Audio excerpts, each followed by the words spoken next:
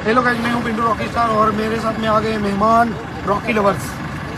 तो गाइज ये नया प्रोग्राम बुक हुआ है। एक नाइट खाली थी हमारी 6 तारीख की फरवरी में। तो 6 तारीख की ये नाइट खाली थी तो हमने ये प्रोग्राम बुक कर लिया है।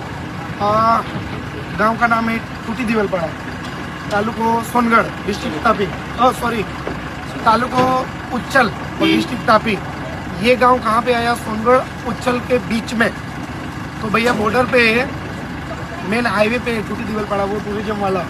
तो गाइस रॉकी लवर्स को इनवाइट है आने का, रॉकी के साथ में एंजॉय करने का। तारीख है 6 नाइट को 6 फरवरी आने का, रॉकी के साथ में एंजॉय करने का।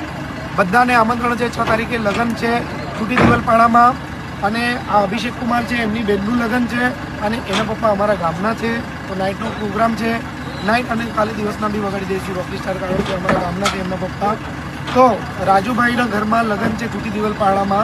તો આવજો બધા, રॉकीની સાથે એન્જોય કરજો। તારીખ છે ફેબ્રુઆરી 6/2/2026। 6 તારીખે નાઇટમાં મળીએ। દિલથી ટૂટી દિવલપાડામાં આવજો, તાલુકો ઉચ્ચલ, ડિસ્ટ્રિક્ટ તાપી।